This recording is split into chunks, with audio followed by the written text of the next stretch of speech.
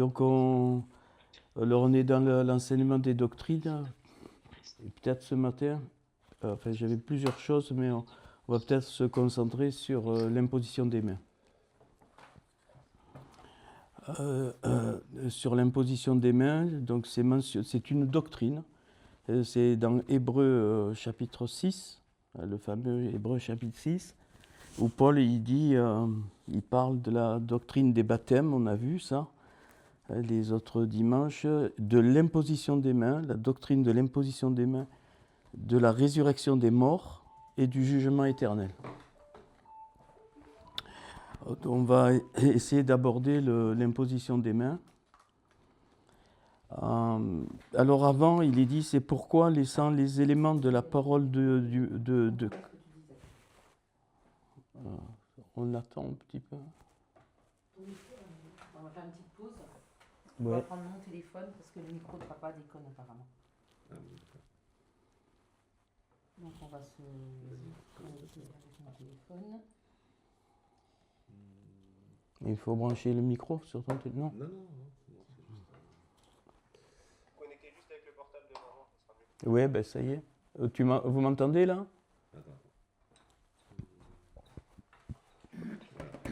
Est-ce que vous entendez? Ouais, très beau. C'est mieux là? C'est mieux? C'est mieux? Et, Oui. tu peux regarder si Kisito il a eu un problème? Il est connecté? J'essaie de l'appeler, oui. Ouais, d'accord. On commence ou... Si, on y va. Ouais, ok. Donc dans ce Hébreux 6, il est dit, donc c'est pourquoi laissant les éléments de la parole de Christ. Alors c'est pas tout à fait ça, laissant l'échantillon de la parole du Mashiach, c'est-à-dire la réduction de la parole du Mashiach pour nous. Et le mot c'est le réchit, c'est-à-dire le principe du davar hamashiach, c'est-à-dire de la parole du Mashiach, de la parole de Christ. Donc c'est pas, et en plus c'est pas le mot laissant, c'est-à-dire c'est pas abandonner les éléments, c'est-à-dire ces éléments sont établis, ok. Et il est dit, sans poser, excusez-moi, tendons à ce qui est parfait. Et là, il faut faire très attention, le mot parfait, c'est pas du tout le sens qu'on lui accorde en français. Le mot, c'est shelmut en hébreu. Shelmut, ça veut dire ôter la mort.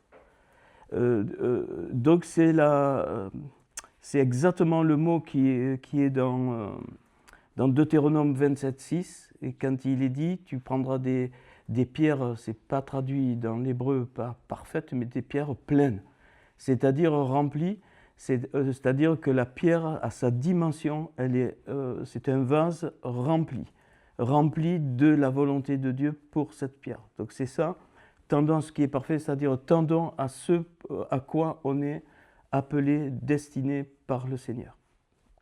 Donc ça n'a rien à voir avec la perfection, dans le sens quelque chose de parfait. Voilà, c'est quelque chose qui n'a plus rien à compléter. Donc, ce n'est pas le cas. Et donc, c'est le mot shelmut, c'est pour moi un mot très fort. Donc, ôter la mort. Donc, ça veut dire quoi? Ça veut dire ôter ce qui n'est pas de Dieu dans notre vase. Et c'est le Seigneur qui révèle ça. Et c'est ça, tendre à la perfection. Donc, il pose ça. Et il dit, sans poser de nouveau le fondement du renoncement aux œuvres mortes. Et les œuvres mortes, ici, sont caractérisées pour moi par 1 Corinthiens 3. Je les répète, je crois qu'on les avait vus assez brièvement, mais c'est bien de les rappeler. 1 Corinthiens 3. Car personne ne peut poser un autre fondement que celui qui a été posé, savoir Yeshua HaMashiach. Ça, c'est le fondement, et lui, il est parfait. Lui, il est parfait dans le sens français du terme, c'est-à-dire tam, il n'y a rien à ajouter ni à enlever. Or, si quelqu'un bâtit sur ce fondement, donc on bâtit sur le fondement qui est Yeshua HaMashiach, avec de l'or, de l'argent, des pierres précieuses, du bois, du foin, du chaume, l'œuvre de chacun sera manifestée, car le jour la fera connaître parce qu'elle se révélera dans le feu, et le feu éprouvera ce qu'est l'œuvre de chacun. Et pour ce, excusez-moi, si l'œuvre bâtie par quelqu'un sur le fondement subsiste, il recevra une récompense. Et si l'œuvre de quelqu'un est consumée, il perdra sa récompense. Pour lui, il sera sauvé, mais comme au travers du feu. Donc ça assoit que lorsqu'on est né de nouveau, on ne peut pas perdre son salut. Il y a plusieurs demeures dans la maison de mon Père. Donc ça, c'est un fondement à avoir pour la suite. Et donc les œuvres mortes ici, qui doivent être, sur lesquelles on doit travailler, bien l'or, l'argent, ok. Alors l'or, je vous le redonne dans ce Corinthiens 3, ça représente la sagesse humaine, la logique humaine. Et le Seigneur ne travaille pas avec notre logique, avec notre savoir humain, bien sûr, il l'utilise, mais il ne travaille pas avec.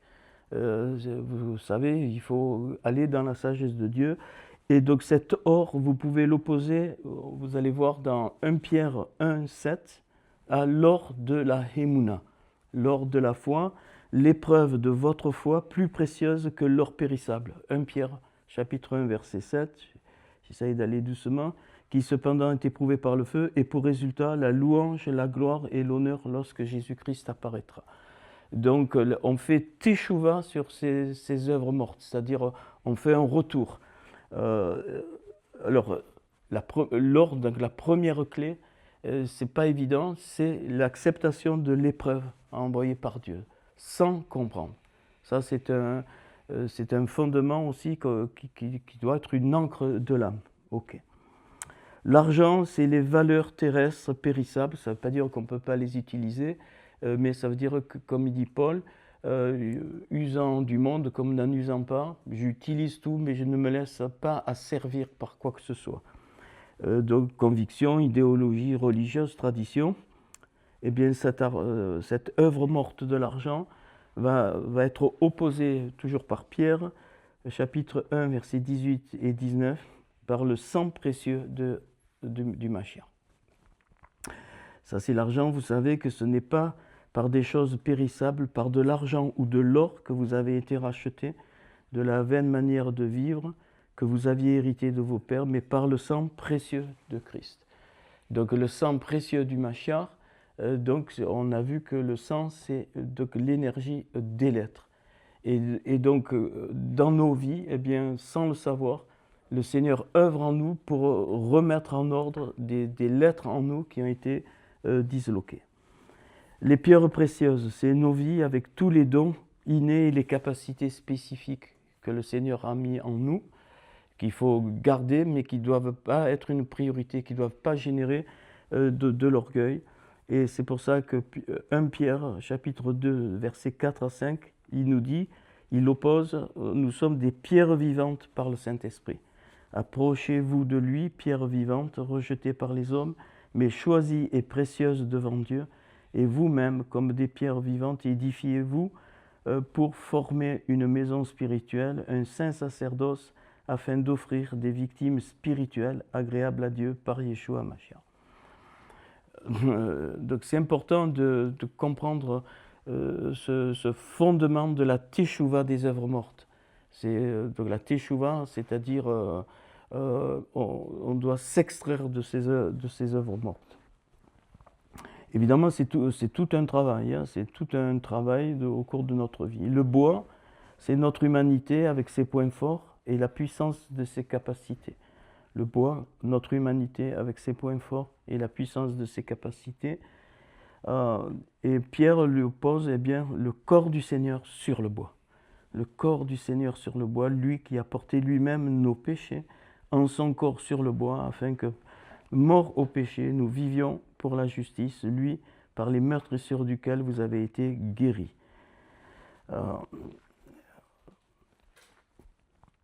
Je vous rappellerai ce 2 Corinthiens 3 aussi, versets 5 à 6. Ce n'est pas à dire que nous soyons par nous-mêmes capables de concevoir quelque chose comme venant de nous-mêmes.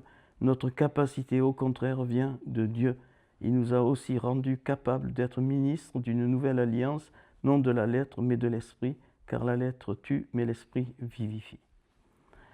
Donc c'est important de comprendre ces choses pour ne pas re-rentrer dans ces œuvres mortes.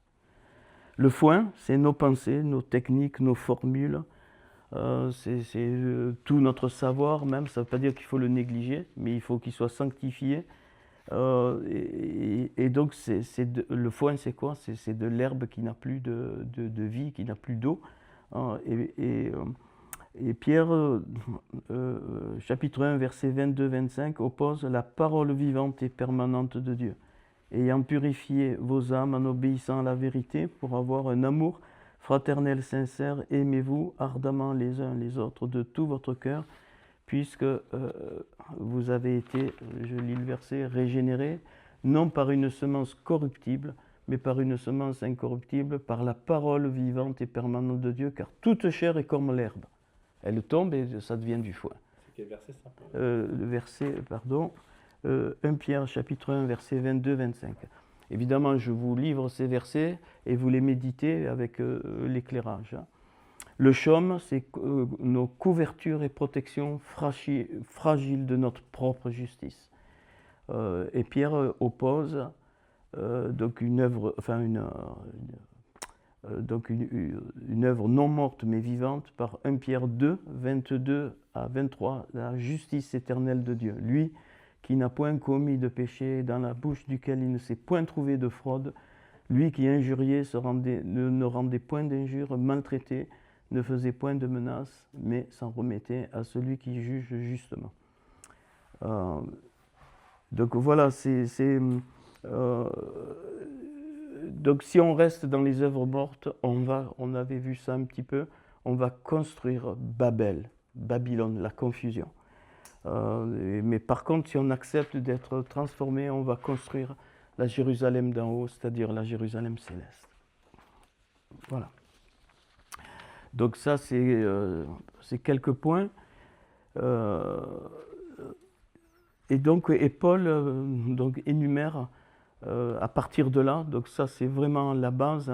Donc il faut d'abord qu'on rentre dans ces dimensions des œuvres non mortes et vraiment renoncer aux ôtres mortes. Et c'est tout un travail. Et c'est pour ça que le mot perfection, moi j'aime beaucoup en hébreu, c'est shelmut, ôter la mort. Et c'est pour ça que c'est les mêmes mots quand le Seigneur dit à Moïse, ôte les sandales, c'est le shel, c'est ce mot-là, donc shel, donc ôte, voilà, ouvre ta pensée, ainsi de suite. Ok. Alors, on va voir un petit peu, on verra plus tard la résurrection des morts, le jugement éternel, mais là c'est la doctrine que j'avais sur le cœur de l'imposition des mains. Qu'est-ce que l'imposition des mains? Bien sûr, c'est un acte physique qu'on peut faire, mais tout en comprenant ce qu'on fait. Donc voilà. Alors le mot, donc c'est sémim, yadim. Sémim, c'est la racine, c'est les aromates. Donc l'imposition des mains, c'est des aromates. Yadim, les mains, c'est ce qui façonne, ce qui œuvre pour que ces aromates soient efficaces. On va voir, c'est dans donc Exode 30, verset 7. Mais avant d'aborder Exode 30, verset 7, c'est la composition de cet ensemble particulier. Il y a deux choses dans cet Exode 30. Il y a la fabrication de l'huile d'onction. On verra aussi que c'est une doctrine de l'onction d'huile. Et c'est plus qu'un geste, c'est une doctrine qui est mentionnée par Jacques. Donc, et le mot sémim, donc c'est aromate. Alors, qu'est-ce que ça veut dire imposer donc les mains? ça veut dire libérer ces aromates de l'encens.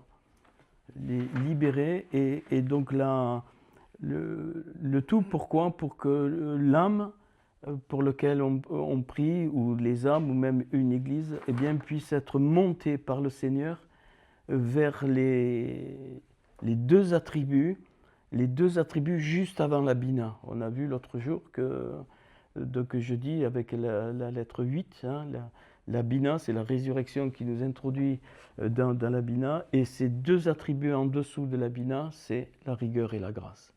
Donc quand on impose les mains dans ce sens, donc on sait ce qu'on fait dans notre cœur, et évidemment on peut mettre les mains sur la personne, mais dans notre cœur on sait que c'est l'Esprit de Dieu qui va monter son âme pour qu'elle découvre la rigueur et la grâce.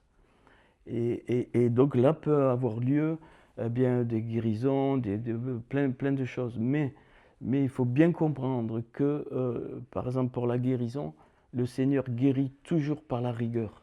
La rigueur, quelque chose de strict, et le véhicule de la rigueur, c'est la grâce. Donc c'est amener la personne, même si ça prend du temps, amener la personne petit à petit à ce qu'elle soit construite dans la rigueur et dans la grâce. Ok. Alors, Exode 30, non, je vous ai dit Exode 30, verset 7, je me suis... ouais, ça c'est pour le mot sémim, hein, pardon. Mais sinon, l'encens est décrit dans Exode 30, 34. Exode 30, 34.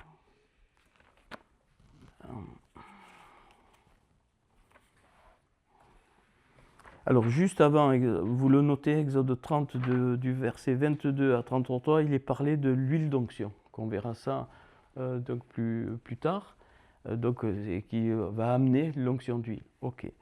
Là au verset 34, l'Éternel dit à Moïse, prends des aromates, du stacté, de l'ongle odorant, du galbanum, je lis en français, hein, et de l'encens pur en partie égale, tu feras avec cela un parfum, composé selon l'art du parfumeur, il sera salé, pur et saint. Tu le réduiras en poudre et tu le mettras devant le témoignage. Donc c'est une bonne odeur du Seigneur qui se répand. Ce sera pour vous une chose très sainte, et vous ne ferez point pour vous de parfum semblable dans les mêmes proportions. Vous le regarderez comme saint et réservé pour l'Éternel. Donc Exode 30 à partir du verset 34. Eh bien, quand on impose les mains, il y a un signe biologique, enfin un signe physique qui nous aide à comprendre. On a 10 doigts. Et ces 10 doigts, eh bien, quand on pose les mains, donc, ces 10 doigts vont permettre, c'est un symbole qui va permettre de communiquer à la personne dans son âme de la part du Seigneur, pas de notre part, de la part du Seigneur, les éléments pour qu'il monte vers la rigueur et la grâce. Et ça peut prendre du temps. Donc une imposition des mains, c'est pas je prie pour toi et c'est fini. C'est pas du tout ça. Donc c'est une libération des aromates. Donc il n'y a pas d'imposition au sens on s'impose. Non, c'est libération des aromates. Eh bien, les 10 doigts correspondent aux 10 commandements.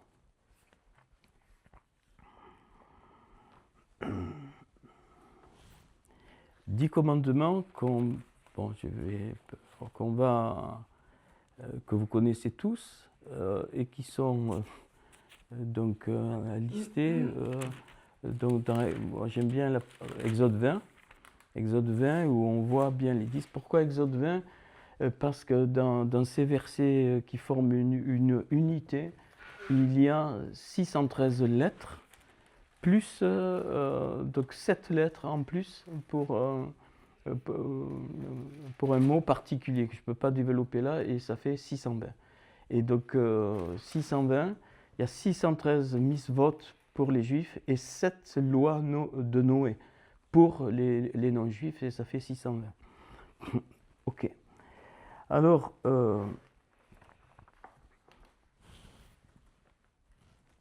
on peut le voir comme ces 10 commandements comme 5 côté Dieu et 5 côté homme. Je suis l'Éternel ton Dieu qui t'ai fait sortir du pays d'Égypte et de la maison de servitude. Bon, c'est comme ça, écrit en français, mais on le comprend.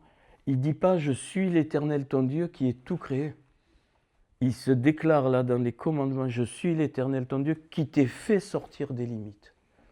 Et donc, quand on impose les mains, il faut penser à ça, c'est qu'on, par le Seigneur évidemment, par le Saint-Esprit, la personne va sortir des limites. Et ça peut être douloureux.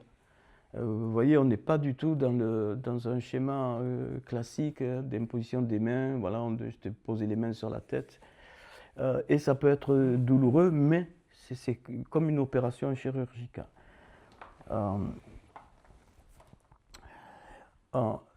Et donc le mot qu'on a traduit par stacté dans le parfum, c'est netef.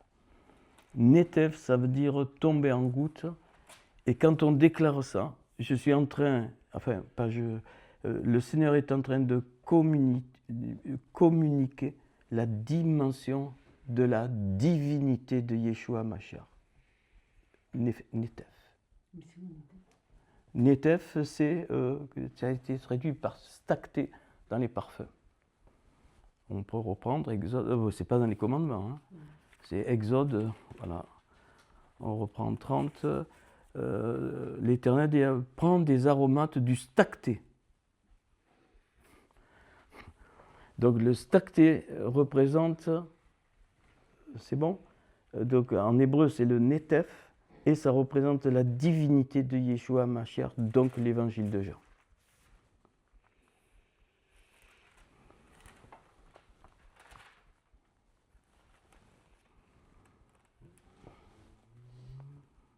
Le deuxième élément de ce parfum, c'est l'ongle odorant. L'ongle odorant, en hébreu, c'est le chérélet, qui est... donc, il est un parfum, un élément du parfum très particulier. Et ça correspond au... Alors, après, vous lirez dans Exode 20, tu ne feras point d'image taillée, mais ça, c'est toujours... tu n'auras point d'autre Dieu devant ma face. On verra, mais on les met dans l'ordre des parfums. Donc le parfum, déjà, il est détaillé dans Exode 30, non? Oui. Non, ouais, et ça correspond donc au...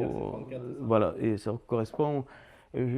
chaque élément va correspondre à un commandement. Voilà.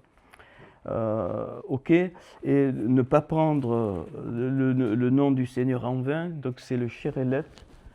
Et Charal, rappelez-vous la pub, Charal, c'est le lion. Donc le Chérélet, ce composant du parfum, eh bien, ça représente la royauté de Yeshua Mashiach. Donc vous voyez que dans l'imposition des mains, c'est pas, je veux dire, c'est pas anodin. Hein, quand on le capte dans cette dimension, en tout cas, qui donne cette couleur. Ok. Et puis le galbanaum qu'on a traduit, donc c'est le Rebena. Rebena, c'est alors le lion, c'est l'évangile de Matthieu. Ok. Le Rebena, c'est la notion de service, de bâtisseur. C'est le bœuf, et donc c'est l'évangile de Marc. Donc c'est le... Toujours verset 34. Hein. Voilà, 30, on lit su, parce que moi je vais à droite et à gauche, mais voilà. Donc Galban, voilà, et ils sont mis en partie égale. Effectivement, les 4 évangiles sont mis en partie égale. Ok, puis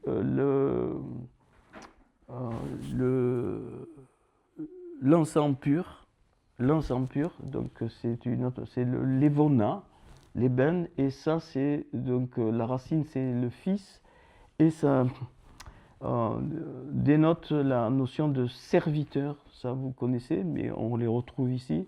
avec donc l'évangile de Luc qui représente l'humanité du Seigneur. Ok.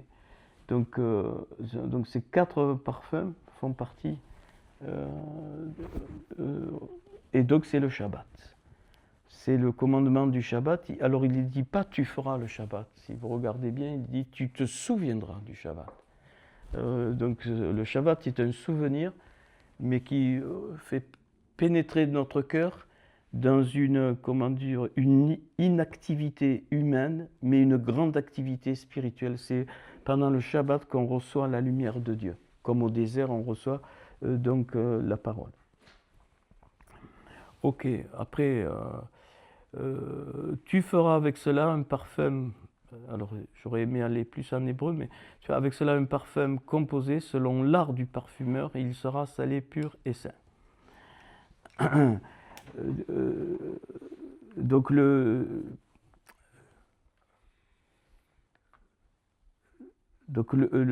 mot parfum, en fait, c'est le mot encens, c'est le kétéret, le kétoret, c'est ce qui se dégageait dans le lieu saint. Et c'est pour moi, c'est la shémina, la shémira, c'est la présence de Dieu. Vous savez, des fois, on sent la présence de Dieu. C'est cette présence qu'il faut respecter. C'est lié donc à l'encens, et ça correspond au verset « Honore ton père et ta mère », parce que la présence de Dieu nous fait prendre conscience d'où nous venons.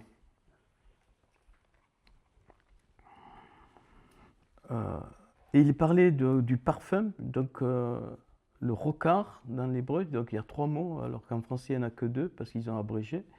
Mais donc le rokar, le parfum, ça représente la nuée. Quand il y a la présence de l'esprit, il y a comme une nuée autour du corps, autour de chacun. Et on ne doit pas voler la nuée, d'où tu ne voleras pas. Vraiment, il y a... il faut bien comprendre que dans un ensemble, dans un groupe, il peut y avoir, même entre guillemets, des méchants qui sont au bénéfice de la nuée. Et c'est pour ça qu'il dit tu ne voleras pas, tu ne toucheras pas la nuée, ça ne t'appartient pas. Ok. Puis après le mot rokar, le parfumeur rokera. Rokera, eh bien ça correspond en Jean 15, 26. Où il est parlé du consolateur, très mal traduit, Amélis, et en fait c'est l'interprète. C'est pas consolateur, le mot en hébreu c'est l'interprète, et ça c'est le Saint-Esprit qui va interpréter pour le corps ce que Dieu veut. Et c'est pour ça qu'il est dit, tu ne tueras point, tu ne commettras pas de crime. Ça veut dire que tu n'attribueras pas à autre chose des choses que l'Esprit de Dieu fait et qui peuvent être donc originales. On est toujours dans l'imposition des mains. Je continue. Et puis il nous est dit, vous voyez, il sera salé, pur et saint. Le mot salé, mais moulard, donc le sel, c'est le signe de l'alliance, suivant Lévitique 2, 43, et c'est pour ça, pas d'adultère. Le signe de l'alliance. Et l'adultère, c'est pas... après, vous réfléchirez, mais il y a plusieurs sortes d'adultère. Il peut y avoir un adultère spirituel. Et le flirt avec des religions et qui réduisent donc le Seigneur au stade humain, eh bien c'est un adultère. Hein, tu n'auras pas d'autre Dieu. Ok. Pur, donc Tahor, c'est la volonté pour chacun de nous, donc individuelle, la volonté de Dieu pour chacun de nous qui s'inscrit dans la volonté générale. Donc tu ne convoiteras point. C'est-à-dire tu ne vas pas chercher autre chose que ce que pour toi Dieu a destiné. cette pureté, c'est-à-dire ta fonction que Dieu a voulu, ben, tu n'auras pas convoité autre chose. Et enfin, le dernier, et on est au complet, c'est le mot Kodesh, il sera salé, pur et saint, point de faux témoignage à part. C'est-à-dire notre vie communautaire, là, c'est la volonté collective, s'exprime par un vrai témoignage. Ok. Bon, après, on va avoir un petit temps. Alors, je vais peut-être pas les décliner, mais dans la main, l'imposition des mains, il y a 26 os. Donc là, on a vu les 10 doigts, les 10 commandements, et dans une main, il y a les 26 os. Et il y a dans Romains, alors je ne vais pas tous les... voilà. Donc Romains 12, des versets 9 à 21, il y a 26 déclarations. Et donc,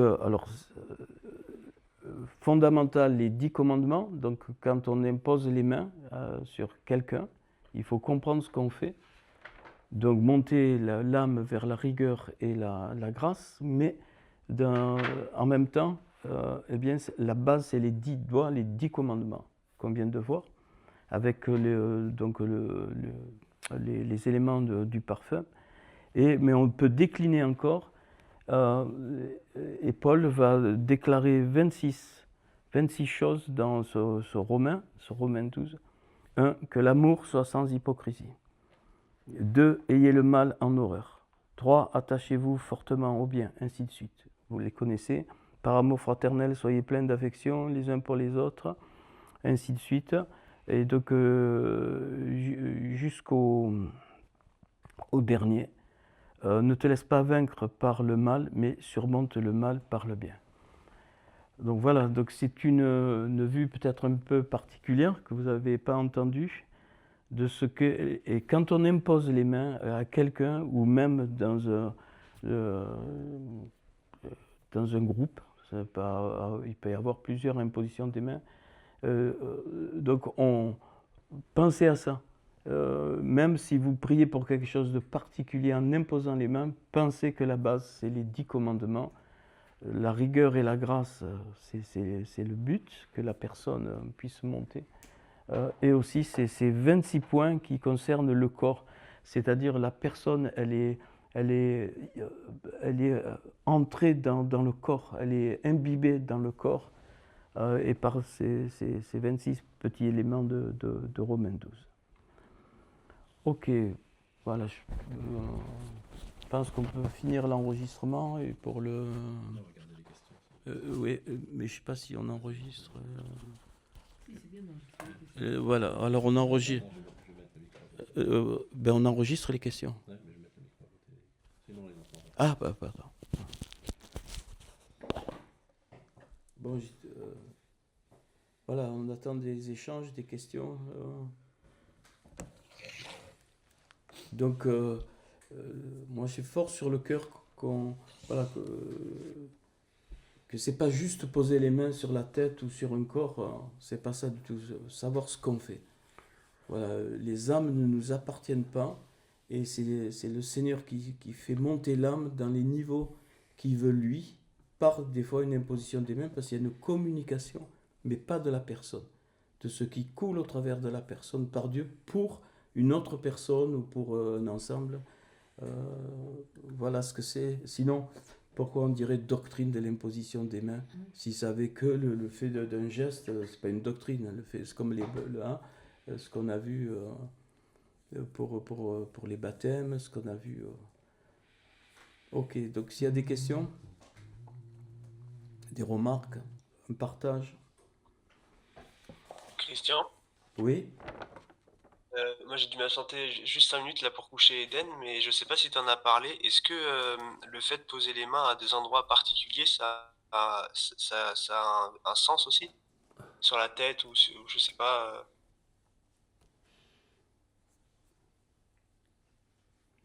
Alors sur la tête, c'est particulier parce que la tête visite tout le corps, hein. Mais ça peut avoir un sens, oui, de poser ses mains ou de faire un geste, parce que l'imposition des mains ne se réduit pas que par les mains. Oui, ça peut avoir un sens, oui, oui.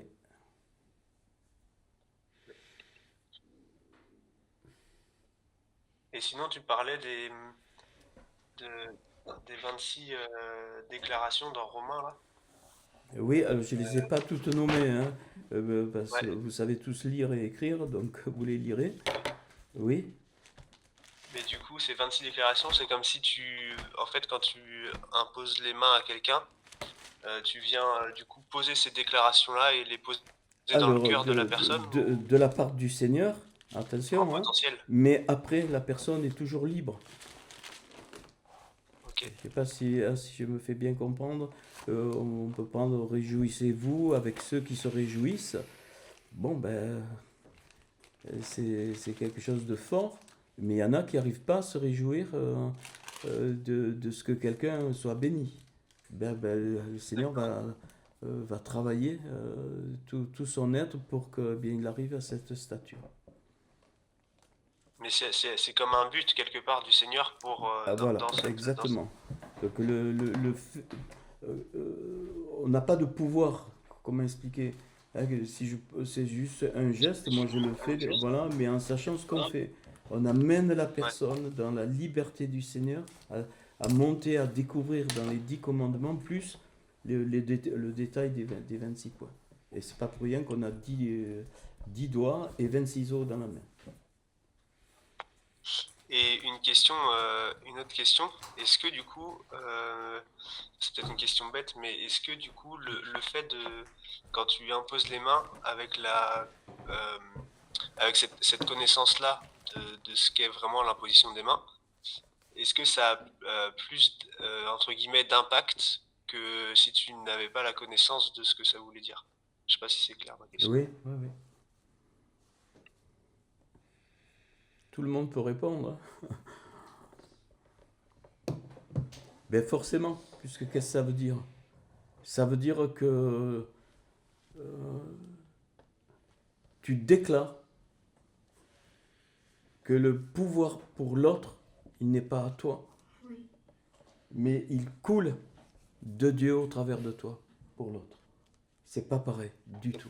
Alors souvent, les impositions de main dans les églises, c'est bon, voilà, je suis pasteur, c'est une autorité, c'est machin, donc je me soumets. Et la personne qui reçoit, il faut bien comprendre, qui reçoit l'imposition des mains, elle se soumet, elle accepte, c'est-à-dire à recevoir. Donc si c'est pas clair, ben, il peut y avoir plein de choses qui...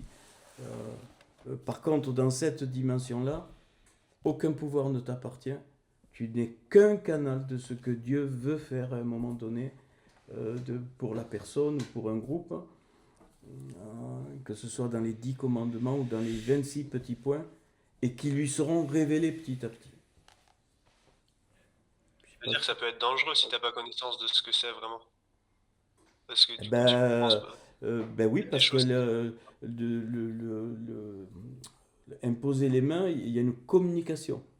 Or, si c'est pas clair, quand on impose les mains, il faut que, moi, toujours depuis des années, c'est très clair qu'il y a quelque chose qui se passe, mais si on n'a pas cette dimension, eh bien, effectivement, si quelqu'un, il peut y avoir au milieu de nous, j'en sais rien, quelqu'un mal intentionné qui arrive, et bien l'imposition des mains ou même le toucher peut communiquer des choses, parce que la personne qui reçoit l'imposition des mains, elle se soumet. J'ai du mal à... Ouais. Voilà, elle accepte ce qui vient, voilà, oula, c'est un ministère, c'est un pasteur, donc il peut m'imposer les mains, et là ça rentre, hein. Il ne peut, c'est pour ça que quand il faut avoir le cran. Si on entend quelque chose qui ne correspond pas ou qu'on sait que ça ne va pas, moi, une fois ça m'est arrivé, j'ai dit vous ne me touchez pas. Vous avez le droit, n'importe qui, n'importe quel ministère, non, tu ne me touches pas. C'est tout. Et il faut vraiment Ok. être... Ah non, après, quand on... Voilà. hein, quand on se connaît, tout ça. Ça n'a rien à voir avec comment dire, être parfait. Ça, c'est n'importe quoi, ça n'a rien à voir. C'est vraiment un état de cœur. Et celui qui impose les mains, il doit avoir beaucoup de délicatesse pour la personne. On n'impose pas les mains comme ça. Si vous voyez, il faut, voilà, il y a des réunions, ben, allez, on impose les mains pour la guérison, pour la délivrance. Non, l'imposition des mains n'est d'abord pas faite ni pour la délivrance, ni pour la guérison. C'est d'abord fait pour que la personne soit montée par le Seigneur vers la rigueur et la grâce. Et à ce moment-là, et bien sûr, il peut y avoir guérison, il peut y avoir délivrance, mais c'est le Seigneur qui fait. Ouais, c'est une Par l'Esprit restauration de Dieu. complète, C'est quoi. pour ça que les parfums représentent l'Esprit de Dieu. Là, le parfumeur, c'est l'Esprit de Dieu. C'est l'interprète. Il faut beaucoup de mal parce que sans l'hébreu, c'est pas facile. C'est l'Esprit de Dieu qui interprète, c'est pas l'homme, qui interprète ce que Dieu veut faire pour la personne. Je sais pas si c'est clair, Zach. Oui. Si, Et c'est évidemment, clair. ça change beaucoup de choses. Partout dans les églises, les gens ils courent à l'imposition des mains. Et ben voilà. Moi, je sais que maintenant, depuis plusieurs années, ben voilà, quand c'est très délicat, et je demande toujours, quand je connais pas, hein, est-ce que tu acceptes que je t'impose les mains? Et j'essaie d'expliquer, mais mais je peux pas faire chaque fois décliner. Voilà. Ça veut dire que du coup, c'est pas tu peux pas, enfin, tu peux pas. Tu t'imposes pas les mains dans le but d'une guérison ou quoi que ce soit, c'est vraiment une œuvre complète qui se fait. Et après, dans cette Voilà. œuvre complète, il y a Et une dans guérison. cette, il y a une transmission du potentiel de Dieu, et puis l'Esprit de Dieu va faire sortir ce qui doit être guéri ou ce qui doit être délivré. C'est pas pareil. Oui, mais dans l'œuvre complète qui doit être faite Bien sûr, bien lors sûr, de l'imposition des bien mains. sûr. Ouais. Je rebondis sur la question de Zacharie. Oui, Euh, très intéressante. Il y a un passage qui dit Jacques. ils imposeront les mains aux malades et les malades seront guéris. Voilà, dans ce sens-là. Dans ce sens-là, d'accord. Oui. Il D'une- savait ce qu'il de l'œuvre faisait. complète. Paul, quand les mouchoirs de Paul guérissaient les malades, c'est pas le mouchoir qui guérissait, voilà, il savait dans son cœur, il savait qu'il y avait une communication de la part du Saint-Esprit. Or aujourd'hui, ou dans beaucoup d'endroits, tout le monde s'impose les mains Oui, à l'endroit où la personne ou a alors, des voilà, douleurs, par exemple. j'ai besoin d'être guéri, impose-moi les mains. Ben non, il faut discerner. Des fois, il ne faut pas imposer les mains.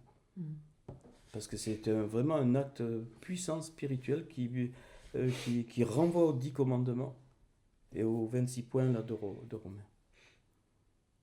Je ne sais pas si je me... Ouais. Oui, Oui. Jeannette? ouais, j'ai Non, une ou c'est question. Julie? Jeannette. Oui, c'est moi. Salut C'est Jeannette, Jeannette. ouais. Ouais, salut. J'ai une question. Comment comprendre le passage, tu sais, quand Paul parle à Timothée, il lui dit, dans 1 Timothée 5, je crois, il lui dit n'impose pas les mains avec précipitation. C'est dans ce sens-là où il faut Exactement, discerner. exactement. D'ailleurs, je l'avais prévu, le verset, mais j'ai oublié. Tu rappelles la référence, Jeannette? Comme ça, tout le monde la note. 1 Timothée. 1 Timothée 5, Ouais. 1 Timothée 5, 22. 1 Timothée 5, verset 22. 22. Parfait. Exactement. C'est dans n'impose pas les mains avec précipitation. Il est en train de lui dire comprends ce que tu fais. Parce que c'est pas anodin. Voilà, une imposition des mains n'est pas anodine. Et il faut pas se Donc, vexer. c'est pas la précipitation. Et il faut pas se vexer, Jeannette, si une personne dit non, je veux pas. Voilà. D'ailleurs, il faudrait que dans l'Église, il y ait ce cran-là. Que chacun de nous, on ait ce cran de dire non, tu me touches pas. Après, on peut demander pourquoi, qu'est-ce qui se passe. Mais on doit être libre. Donc l'imposition des mains, c'est pas une imposition d'autorité. Or, c'est vécu comme ça dans les églises, Jeannette. Et c'est pour ça qu'il dit à Timothée, n'impose pas les mains avec précipitation. Indirectement, il dit discerne ce qu'il faut faire. C'est bon? Ok. Et du coup, tu disais aussi que l'imposition de main ne se réduit pas qu'à l'imposition des mains. Qu'est-ce que ça peut être autre? Il y a d'autres signes qui peuvent être comme un symbole d'imposition de main, comme le mouchoir de bol, par exemple, qu'on parlait Voilà, tout à l'heure. Ou tu veux dire exactement. autre chose? Le Seigneur peut te demander quelque chose ça fait partie aussi d'une partie de ce qu'on appelle l'onction d'huile. Euh, Moi, ça m'est arrivé des fois de mettre du parfum sur les pieds. C'est une imposition de main dans ce sens-là. Dans le même sens. C'est pas pour s'amuser. Tu vois, Jeannette. Oui, oui, c'est C'est bon. dans ce sens que c'est général. Ça m'est arrivé de mettre du parfum sur des pieds. Ou de dire à une personne, on a prié sans toucher la personne. Ça m'est arrivé aussi. Eh bien, j'avais à cœur, je dis, bon, tu vas te doucher. Elle avait été visitée, mais tu vas te doucher et tu te parfumeras après la douche. Ok, merci.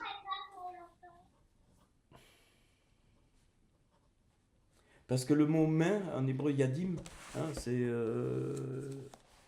Donc voilà, c'est miret, yadim. Yadim, c'est le moyen.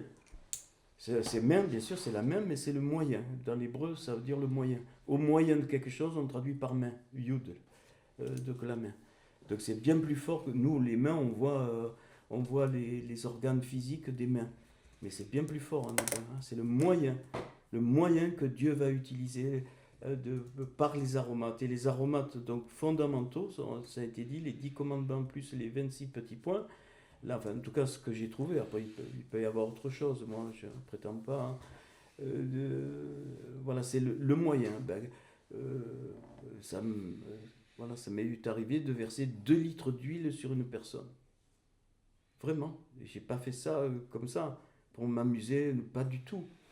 C'était clair et la personne a été complètement délivrée. C'était une Africaine qui, voilà, ça faisait 20 ans qu'elle allait aux impositions des mains, elle avait des problèmes. Et voilà, donc c'est le moyen que le Seigneur a utilisé à un moment, comme le mouchoir de l'apôtre Paul, ou l'ombre de Pierre. L'ombre de Pierre guérissait les malades aussi. Après, il faut faire très attention, c'est pour ça qu'il faut absolument, dans l'Église, le discernement des esprits, voir ce qui se passe. Le discernement des esprits, c'est pas que discerner, c'est qu'est-ce qui se passe dans une réunion, qu'est-ce qui est en train de se passer. Est-ce qu'il y a des... Parce qu'un jour, dans une réunion, n'importe où on est, ensemble dans l'église, quelqu'un complètement chargé, mauvais, spirituel, qui ne le sait même pas, il rentre, il faut discerner. Voilà. Et c'est pas pour le rejeter, il reste, mais il doit être ou dégagé ou quelque chose comme ça. Mais pas... C'est pour ça qu'il faut discerner ce qui se passe dans une réunion. C'est bon, Jeannette? Non? Oui, c'est bon, ça. Ouais. Merci. Donc, pensez, l'imposition des mains, c'est la libération des aromates par le moyen. Vous pouvez noter, la libération des aromates, dans le sens où on vient de le voir, par le moyen que Dieu utilise. En général, c'est les mains. Ça m'est arrivé aussi une fois de me déchausser et de faire une imposition des pieds sur les pieds. Et bon. Et après, tu t'étonnes de ne plus être invité. Ouais, mais il faut qu'il y ait le fruit. S'il n'y a pas le fruit, on oublie.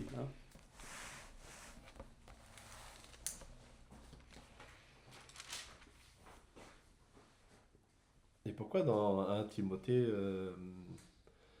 5, toujours, il dit n'imposez pas les mains avec précipitation et ne participez pas au péché d'autrui. Parce qu'il y a communication. Voilà, c'était évident. Quand on touche une personne au niveau spirituel, c'est ça. Donc il y a ça veut dire une qu'il peut y avoir... communication. C'est pour ça qu'il faut être vraiment même ceux qui sont... on ne fait pas ça comme ça. Vraiment. Ça veut dire qu'en imposant les mains, en étant dans l'ignorance, par exemple, ou simplement en prenant ça comme un acte Ben, heureusement que le Seigneur a gardé dans Donc, ça beaucoup Oui, veut parce dire- que de ça dépend, communautés. ça dépend ce que tu as sur le cœur. Car, ouais. Ouais. Ouais. Mais ça a gardé. Mais sinon, non. Et quand on a connaissance de ça, ben voilà. Est-ce que je dois imposer les mains? Le Seigneur montre, hein, clair. Ouais. Et voilà, quelqu'un de vraiment chargé spirituellement, j'imaginais un cas démoniaque avec, ok, et une personne un peu fragile, vaut mieux pas qu'elle impose les mains. Vaut mieux pas, parce que ça correspond. Yes.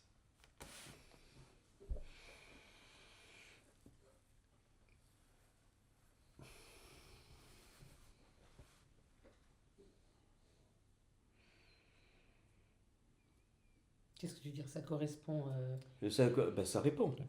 Mhm. Si le Seigneur ne me demande pas, je touche quelqu'un qui est rempli de puissance Ouais, négative, ça va, ouais. ça correspond. Je veux dire, ça réagit. Mhm. C'est obligé.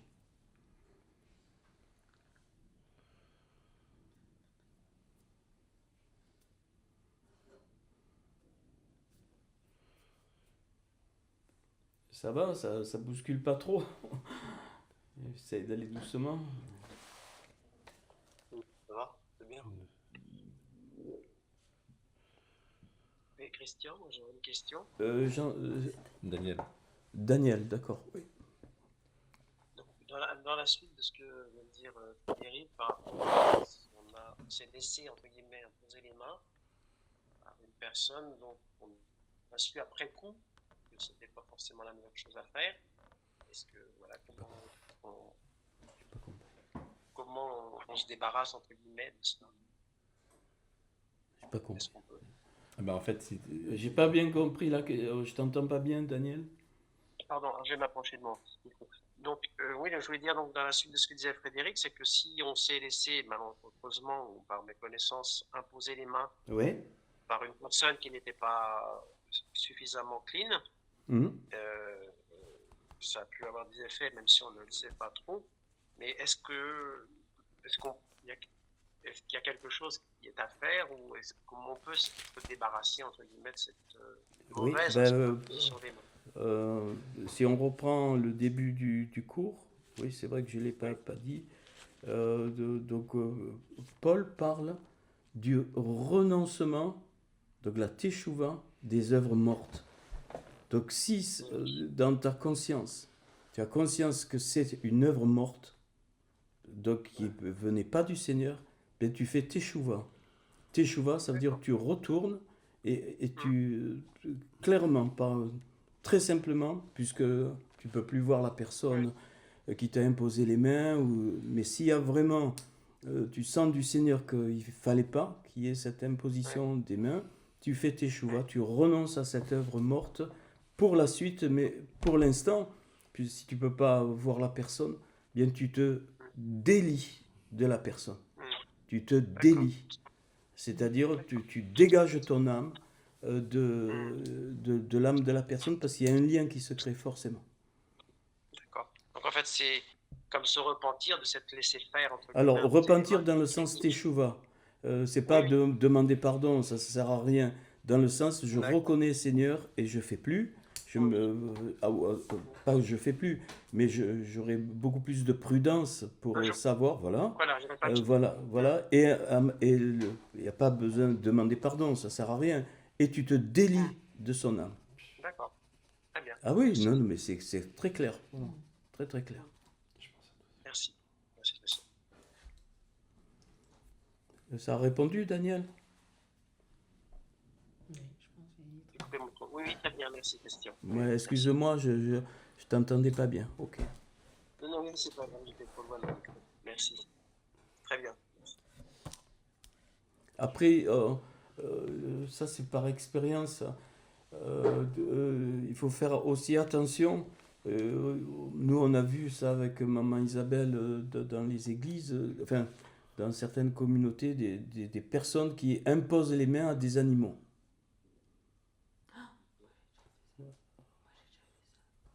Ah ben, il faut faire très attention. Parce qu'un animal, un mammifère, mais c'est pas grave, hein. Ils ont la nefesh, parce qu'ils bougent, voilà, et ils ont la rouar.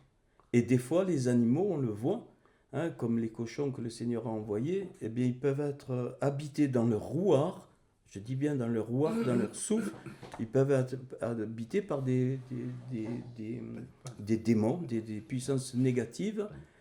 Et donc, franchement, hein, moi, j'ai jamais vu dans l'Écriture d'exemple où il y a une imposition des mains ou une onction d'huile, même sur des objets, j'ai jamais vu. Hein, jamais vu. On voit le sang sur les linteaux. Ou alors il faut me montrer où c'est. Hein. Même, vous savez, il y avait eu une mode où on faisait des onctions d'huile et moi-même je me suis laissé avoir sur les fenêtres, je l'ai fait. Hein, et j'ai compris que c'était faux. On verra l'onction d'huile à quoi elle est réservée. Et donc moi je ne conseille pas. On peut prier, on peut demander que le Seigneur pour un animal fasse quelque chose, parce que c'est lui qui a créé les animaux. Mais nous, imposer les mains à un animal, moi j'ai jamais fait. Jamais, jamais.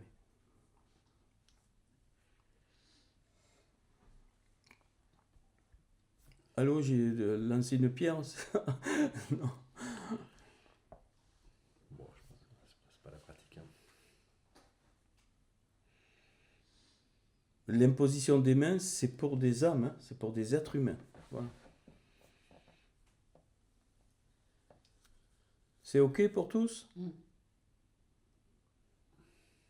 Yes.